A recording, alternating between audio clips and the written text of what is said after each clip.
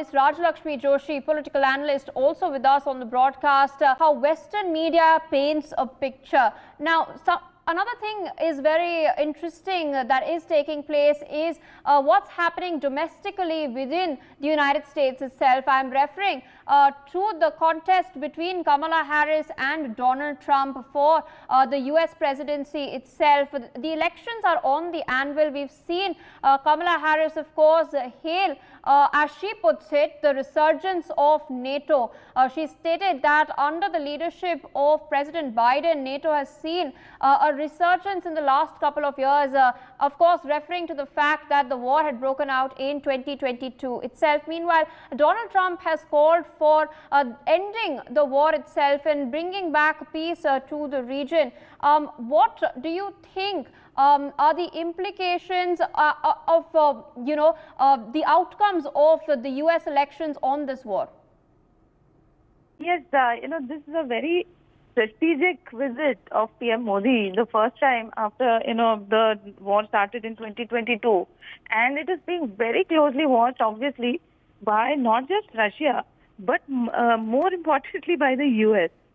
Because, like you rightly said, they have elections coming up, and the US has played a very significant role in almost encouraging Ukraine to not take, the warnings of Russia very seriously. And that could be one of the reasons that actually started this war, because it was this very thing about NATO that actually provoked Russia. And I think that, there could have probably been a better solution instead of taking a confrontational stand at that time. So even today, now, if you look at it, India has played a very delicate role, and, we have actually played a very a smart move, I would say, that where, PM Modi has been talking about bringing peace, and he's talking about stopping the war in Ukraine. But at the same time, he's not really criticizing or going against Russia in the international forums. Like you know that India abstained from voting against Russia and the UN.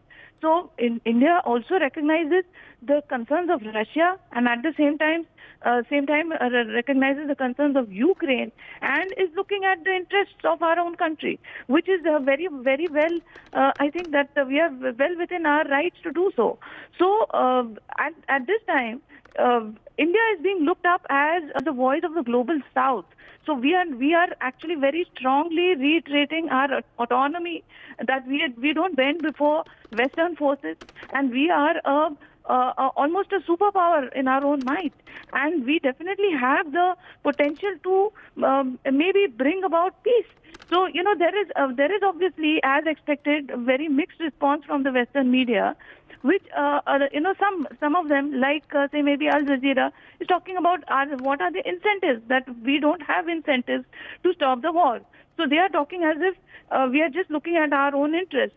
So I would say that, like you rightly mentioned, this word of Vishwabandhu, that is something that was one of the main objectives, actually. That that was one of the few things that was a part of the foreign policy that was changed, and we spoke about this thing about being a Vishwabandhu. So where we are not talking about taking a superior stand, but at the same time, we are also talking about mutual cooperation between all the countries. So I think that this kind of an attitude was very helpful in bringing back, so many, almost 20,000 of our students back from the conflict zone in war-torn Ukraine. So which would have been almost impossible if we did not have good relations both with Russia and with Ukraine. So I think that both the countries recognize our intention to bring about peace in both the countries, and at the same time, we are also looking at our own interests. So that, I think, is a very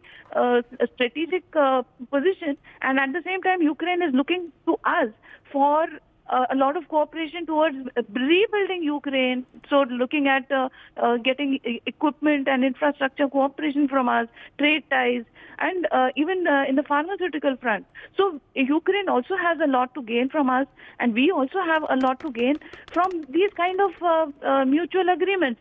So I think that, India is looking at strengthening their ties with the Ukraine, and at the same time, a very strategic role as a major country, which is a voice of the global south, like I told you. And I think that PM Modi is one of the very few leaders who has visited both the countries. So I think it is very commendable that he has been able to strike a very strong balance between all these strong forces who are talking about either being strongly for or against either of the countries, which actually goes against this thing about peace. So when you're talking about peace, you need to be able to resolve it in a very different way. So like PM Modi spoke in Warsaw, and even a few weeks earlier in Russia, he spoke about how this is not an era for warfare. He's talking about how he spoke to Putin also about how this a lot of things cannot be resolved on the war front. That you cannot speak everything from the bullet. So this, I think, is a very strong stand that India has taken. So while we show our strength, we also speak about resolving things using peace. So I think that, Priya, this is a very positive visit, and this, I think, will also help placate Zelensky, who was quite upset when PM Modi visited Russia and he was speaking with President Putin. So at the same time, I think now today he will definitely be quite relieved with all the kind of talks, and I think that even President Putin also would be looking with a lot of anxiety, and a lot of countries are looking at India as to what our next steps will be. And definitely India has positioned ourselves very strongly on the international map. And I think that this thing about being a Vishwabandhu is something that definitely is a very strong shift in the geopolitical strategy that India is looking at, Pia. Indeed, with that, I would like to thank all the guests for joining us on the broadcast.